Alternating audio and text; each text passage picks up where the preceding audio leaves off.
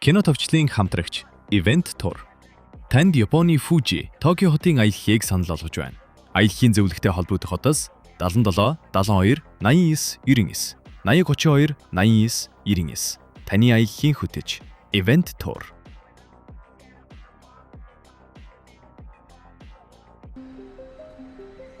За сайн мэцэн кино төршлийн үзэгчтэй. Тэгэхээр энэ удаагийн дугаартаа алдарт Predator цувралын 2025 онд нэгтээ хийсэн Badland Predator гэх киног тогтчлыг үргэхээр бэлтлээ. Олон юм яриад яах вэ? Кинонд орцгоё. Яй Prime хэмээх ас хоолын гарын удам дэлхийд Deck хэмээх өчүүхэн биетэж өсвөр насны махчуу хүү эрдэм сургуулаа базааж явна. Тэрээр элдв төрлийн зэвсэг хэрэгсэд ашиглан саад бэршээдий туулан явсаар нэгэн харанхуй агууд хүл тавь. Гэтэл түүний мэдрэгч багаж ахыг нь ойрхон нуугдж буйг тохиолон мэдэгдэхэн тэр. Дэгт хором алдалгүй ирж харан илдээ далаасан ч Quaid түүний цохилтыг гарамга хамгааж амжив. Ах トゥ хоёрын илд зүрх чимээ агуу даяар цууратаж толаан ширүүслээ. Quaid дүүгээ байн өдөө хатгах зураа орчин тойрног хэрхэн давуу тал болгон ашиглахыг сануулж зааж сургана. Тэд агуу мухар бүртгүүч элдний ир гал ботготод хашилдаж байв. Удаан өрүүжилсэн ширүүн тузааны эцэст Quaid дүүгээ болон чахан дарсан ч түүний аминд хүрсэнгүй. Гэвч Deck бууж өгөхөөс эрс татгалцсан тул Quaid тэдний зогсож байсан өндөр багныг тас цагцсанд Deck ёроолгүй гүн ангал руу онов. Quaid руу дахин давталсан ч удалгүй тэд хөлөг дээрээ эргэн ирлээ. Quaid ая овгийн бүрэн эрхт гишүүн болохын тулд одоо ангаа сонгох цаг болсныг Deck сануулав. Deck үхтийн гараг хэмээгддэг Jenna руу явж хэний ч дийлдэггүй аимшигт мангас Kaliskiыг агнахыг хүсэж бууга хэлв. Эцэг нь хүртэх тэрхүү араатнаас эмээдэг тул Deck түүнийг заавал агнахыг зориг шолооджээ. Тэрээр эцэгтэй үргэлж сул дорой нэгэн гэж харагдахаас залхсан байлаа. Quaid түүний энэ шийдвэрийг зөвшөөрөөгүй ч Deck аль хэдийн тангараг өргөв. Яг тэр мөчид тэдний эцэг Njар эргэж ирэхэд Deck өөрийн цуснаас дээж өргөн түүнийг хүндтгэн өгтлээ. Гэвч Njar дүүгээ хөнөөх тушаалыг Quaid өгсөн байснаа ихчилж овгийн гишүүн байхад хитрхи сул дорой гэж үзсэн Deck яагаад амьд байгааг дайхан асуув. Гэвч Quaid дүүгээ өөрийгөө батлан харуулах боломж хүртэх хэрэгтэй гэж үзэж байлаа. Хидэгнсэн Njar Deck-ийг хүлж хорих төхөөрөмж шийдэж Quaid түүнийг нэн даруй хөнөөхийг тушаав. Харин Quaid эцгийнхээ тушаалыг зөрчин дүүгээ суллаж лазерын төхөөрөмжөө ажилуулан түүнийг хүлэг рүү илгээв. Njar гал нээж эхлэхэд Quaid хамгаалтын бамбаагаа дэлгэн дүүгээ халахлав. Deck-ийг буцаж гарахаас сэргийлэн хөлгийн хаалгыг хаасны дараа Quaid эцэгтэйгээ толдож эхлэв. Хитгэн чадвартай хөдөлгөөнөөр тэр эцгийнхээ зэвсгийг мулт цохиж чадлаа. Njar өнгөн дадлагч төхөөрөмжөө ажилуулсан ч Quaid зогсохдгүй зогсоор байв. Иймд Njar хүүгийнхээ гарыг хотгаар сийчиж улмаар тас завчив. Njar түүнийг сул дорой хэмээн доромжлоод дүрж орхив. Quaid эцсийн амьсгалаараа дүүгээ Jenna руу явуулахын тулд хөлхийг ажилуулж амжив. Хөлөг хөөр хүчтэй дөргилтэд Deck ухаан алдахынхаа өмнөхөн Njar хүү Quaid-ийн хоолойг хэрчхийг харав. Хэсэг хугацааны дараа Deck-ийг төвшүүрийн дохиос ирэв. Хүдэг онгоц тойрол замдах сансрын хог хаягдалд мөргүүж гимсэн бөгөөд Jenna гараг руу хүчтэй шийдэгдэж байлаа. Deck суудалд хүрэхээр ярангүйж өөрийгөө хөлгөөс гадар шидэх төхөөрөмжийг ажилуулснаар Jenna-гийн тэнгэрээс асар их хурдтайгаар доош онов. Нэгэн шувуу түүнийг мөргөх шахах мөчид тэрээр хамгаалтын бамбаагаа ажилууллаа. Тэрээр шигүү ширэнгэн ойн дунд унаж цөхрөнгөө баран архирав. Гэсэн ч аимшигт мангасыг олохын тулд Deck өөрийн зэвсэг хэрэгслүүдэд шалгаж бүгд хэвийн ажиллаж буйг нэгтлэв. Гинт ойхон чимээ гахад тэрээр соргогоор очин тойрноо нэгжин хайж эхэллээ. Гинт оронгоо өвс шиг хэлбэртэй нэгэн амтан түүнийг гиндүүхэн дайрч нэг зэвсгийг нь булан авав. Deck-ийг илдээ бэлдэж амжаагүй байтал хоёр дахь оронгон түүний гараас зуурлаа. Эхнийх нь зүгтэж амжсан ч тэрээр энэхүү оронгийг тас цавчиж чадав. Харамсалтай нь илүү олон оронгонууд гарч ирэн түүн рүү дайрч хөлнөөс нь барин газарч ирлээ. Deck нумаа авч өөрийг нь олзолсон амтныг харуун тавиулж дахин ойр тулахгүй тулд цохиж зайлуулав. Үүний дараа Deck илдээ авахар гүйж түүн рүү тасралгүй довтлох оронгонуудыг хурдтайгаар цавчив. Хэдий осныг нь тасцсан ч оронгонууд нэмэгцээр бүр нэгдэн довтолж эхлэв. Deck хэд хэдэн цохилтоос шалмгаа болтож нэгэн оронго дээр үсрэн гараад түүн дээгүр гүсээр хадны орой дээр гарч амжлаа. Оронгонууд тийшээ хүрч чадахгүй бөгөөд тэндээс Jenna гараг бүхийдээ аимшигтай харагдаж байв.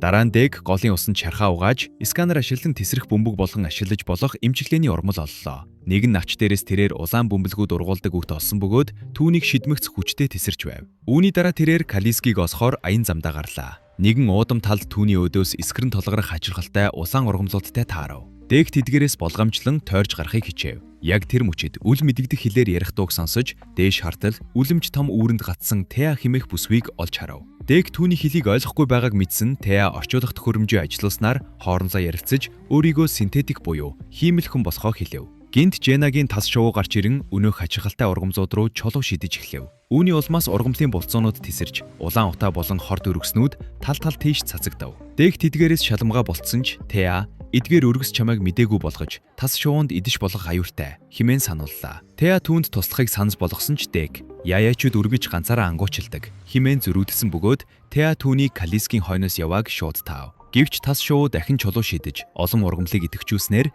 Дэг хорд өргөсөнд оногдож орхив. Хорны нүзөөгөөр Дэггийн толгой эргэж ихэхэд Теа түүнээс зэвсэг гуйлаа. Дэг ухаан ардам унахаасаа өмнө нэгэн нэгдээ түүн рүү шидэж амжив. Тас шувуу доош буун Дэггийг идэхээр дайрах мөчид Теа араатныг дарж авч илг хэрэглэн хэрцгийгээр хөнөв. Дэг ухаан алдахынхаа өмнөх нь Теа түүн рүү далдаж байгааг бүдэг бадаг харав. Хэдэн минутын дараа Теа өнөөх хор цэцгээр хийсэн ерөнхийг өгснөөр Дэг сэргэлээ. Дэг хөл дээрээ босоод Теа туслах үедээ түүний биеийн доод хэсэг байхгүй байгааг анзаарав. Теа өөрийгөө Wayland Yutani корпорацаас илгээсэн хиймэл хүн бөгөөд хүмүүс энэ гараг дээр амьдрах боломжгүй тул өөрийг нь явуулсан гэдгийг тайлбарлалаа. Гэвч Дэг түүний яриаг огт сонирхсонгүй. Түүнийг шууд орхиод явв. Теа түүний араас олон яяачууд Калискийн хойноос ирсэн ч нэг нь ч амьд үлдээгүй. Харин би л амьд үлдсэн. Хэрв намайг авч явбал би чамайг мангасын үр рүү хөтгөх чадна хэмээн хаширв. Ингэснээр Теа өөрийн хиймэл хөлөө олж Дэг хүссэн ангаа агнах боломжтой болох байв. Калиск л Теаг ийм болгосныг Дэг ойлгосон ч түүнийг авч явахыг одоо ч хүсэхгүй хэвээр байлаа.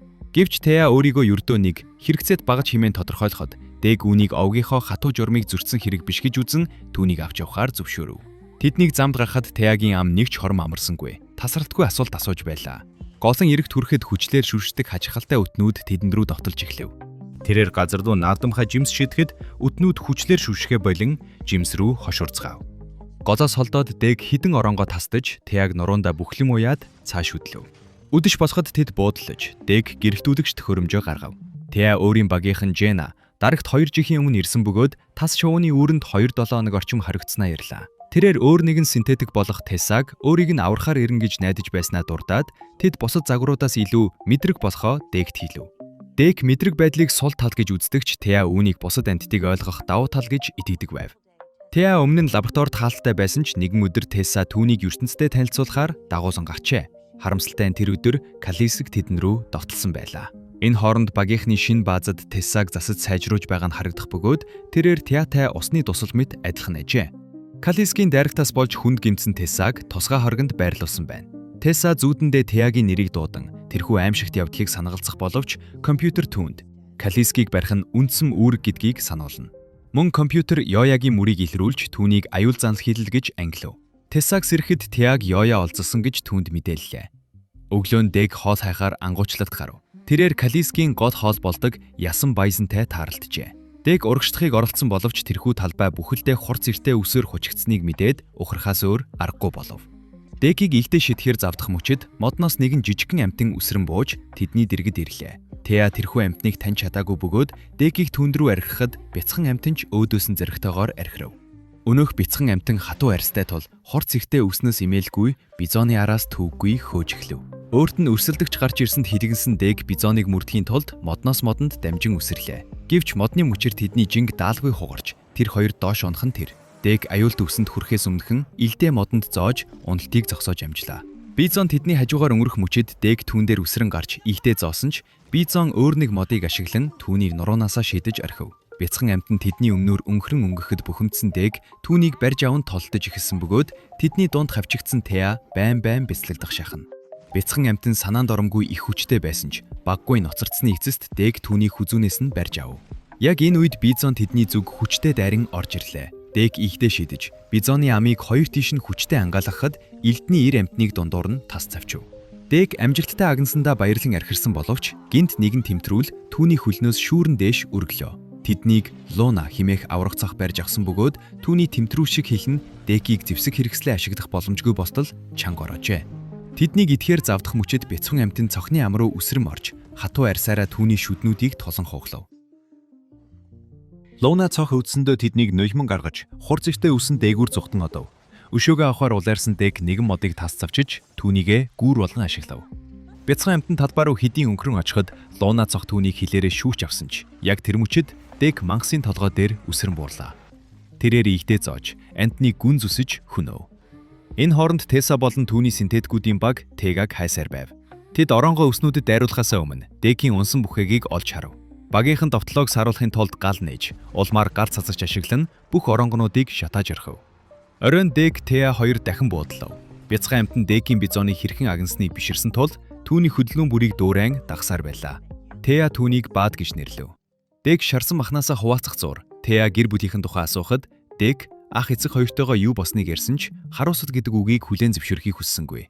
Тесаг өөрийнх нь дүү гэж үзэж болохыг Тея хэлэхэд түүнд энэ санаа таалагдав.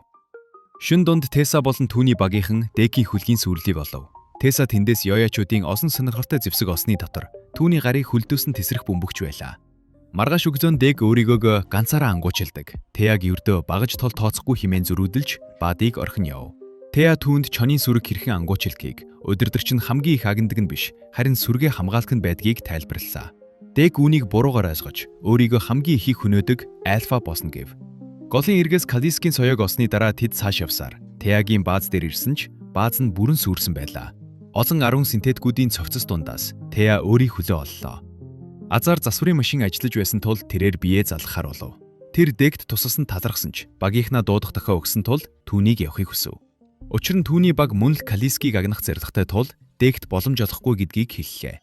Дэг хурцгаар мэд зүхтгаас илүү нэг төртэйгээр тэмцхийг ихүүд үзэн үлдэв. Сүрсэн баазын асгарсан тосыг шатааж утаан хүшиг үсгэв. Удалгүй Калис гарч ирэн Дэгийг цахан унгаж игдийг нь гимтэв. Дэг төмөх хилтерхийг бамбай болгон ашиглаж, мангасан хөвлийг зүсэж, сүүлийг нь тас зарчсан ч Калиск нөхөн төлжих чадвартай тул шархан дороо идгэрч байлаа. Мангас Дэгийг барьж аван засварын машин руу шитгэд Теягийн хөл ширээн дээрээ сунав. Тулаан үргэлжиж, Тея мангасын анхаарлыг сарниулахаар дал нэв. Дэг мангасын ам руу гинж шидэж, түүнийг хөдөлгөөнгүй болгохыг хичээнэ. Эцэст нь тэр мангасын толгойг тас завчсан ч толгойн дороо биетэйгээ эргэн залгадав. Калиск Дэгийг асар том савраараа дарж аваад үнэрлэв. Тэрхүү үнэр мангасыг тогтолохоос зогсов. Яг энэ мөчид Теса гарч ирэн хөлдөөгч бөмбөг шидэж, Дэгийг Калисктэй хамт хөлдөөж олцлов. Хэсэг хугацааны дараа Дэг багийнхны хөлөг дотор хүлээстэй сэргэв. Теса Теяг эвдэрсэн бич нэрлээд Дэгт маш их өвдөлт өгөх туршилт хийж эхлэв. Цүхэрсэн Тея машиныг унтрааж зөвхөн тушаал биелүүлдэг робот биш, жинхэнэ эгч дүүс байхыг хүсэж бууга хэлсэн ч Теса татгалзав. Дэлхийгээс дуудлага ирэхэд Теса явах зураа Теяг хайрцаглах тушаал өгөв. Дэг Теягийн тусламжтайгаар харуутыг хуурч устгаад хүрхрээр үсрэн зүхтэж амжлаа. Дэг сүрсэн хөдгөө олж шархаа эмчлэхдээ ахийнхаа дуулгыг хараад шилдэг чон бол сүргээ хамгаалагч гэдгийг ухаарав. Тэр ширэнгэн ой хур зөвс, хорт өргөс, хүчитлэг үт зэргээр байгалийн зэвсэг бэлдэв. Мөн тэрээр Бад бол Калискийн зулцаг бөгөөд мангас түүнийг өөрийнх нь зулцах шиг үнэртэй байсан тул өшөөснийг ойлгов. Дэг Теягийн хөлийг суслаж тэднийг дагсаар шинэ бааз дээр ирэв.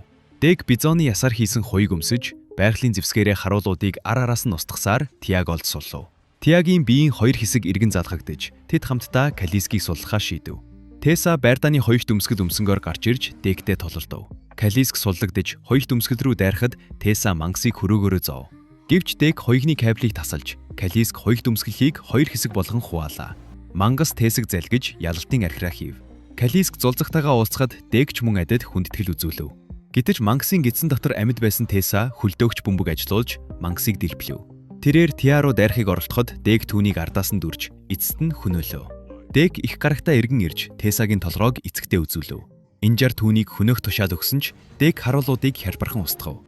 Тэрээр эцэгтэйгээ тололдож илсэн шуурга ашиглан түүнийг ялж гарыг нь тасдав.